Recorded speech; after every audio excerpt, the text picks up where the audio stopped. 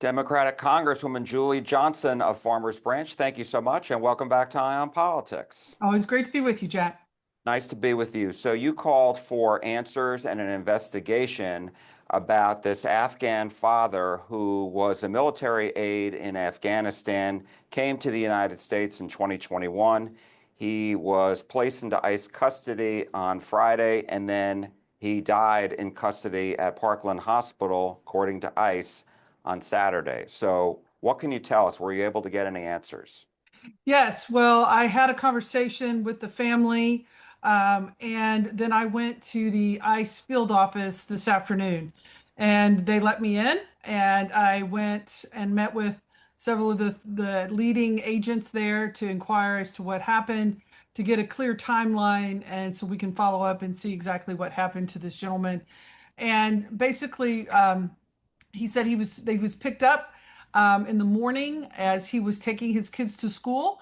He had not been convicted of any criminal offense, and he had some charges pending, according to them. The family indicated that there were no charges pending, so there's a dispute facts there. But regardless, he had not had any criminal convictions at the time that ICE made the decision to separate him from his six kids and his wife and his job. He was transported to the Dallas field office that morning. He was there the better part of the day. He was provided a lunch, he was provided a dinner, according to the ICE facility. And according to them, there was no physical altercations. He wasn't feeling well. He called his brother and said he wasn't feeling well.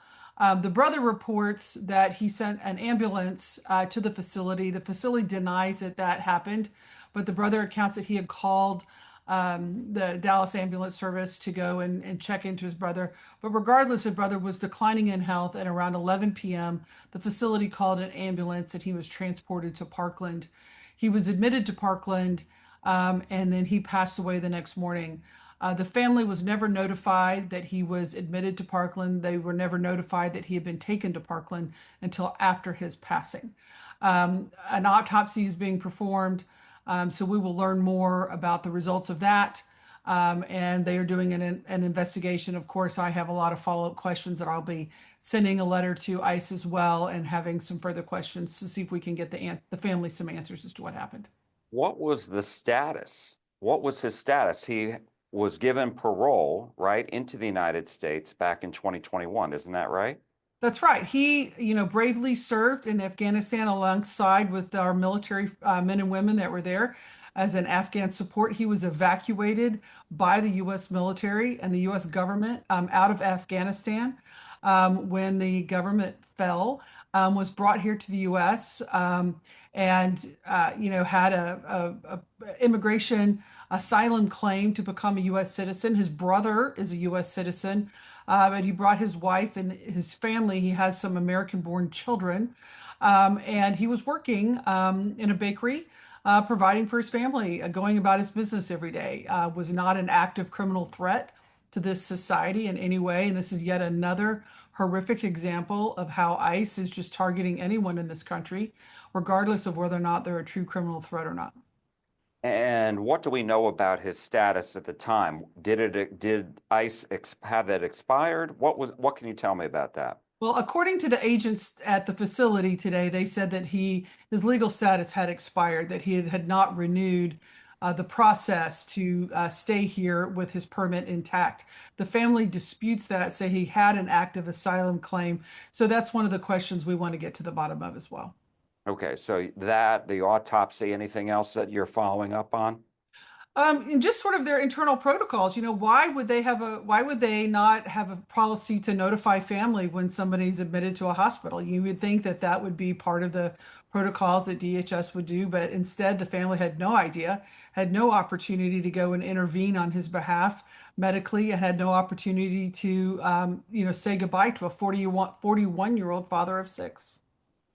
Let me ask you, while we're on the topic of DHS, obviously the Department of Homeland Security remains shut down. I think this is day number 30.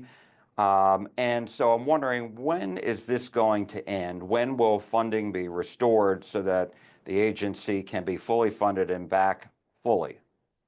Well, we'll see. Democrats had a measure last week to fund at least TSA. Republicans rejected that. We'll all be gathering back in DC tomorrow. We were supposed to gather today, but weather canceled a lot of votes and flights in DC today. So I'll be returning back in the morning, and time will tell. We want to see a complete overhaul of what this agency is doing. We want them to target the violent criminals for sure, but what they're doing and the way they are doing it is unacceptable. They're just picking up people who are just going to work, who are working in this economy, taking care of their family, with no active criminal threat or conviction. And that's not how our government works. This man should never have been arrested by ICE at all. And the fact that he's dead in their custody is something that should be very concerning to all of us. And let me just ask you, we've had in the last couple of weeks, including in Austin, 4 attacks, incidents, some of them deadly, in which they are now being investigated as terrorist acts. And so, how long should DHS be shut down while we have these incidents going on, unfortunately? I know it's terrible what's happening. I hope that we can get together in DC and reach some solutions to be able to reopen the government and keep the people's business doing. We have a lot of important work with transportation, the Coast Guard, and other agencies that fall within DHS, as you imply.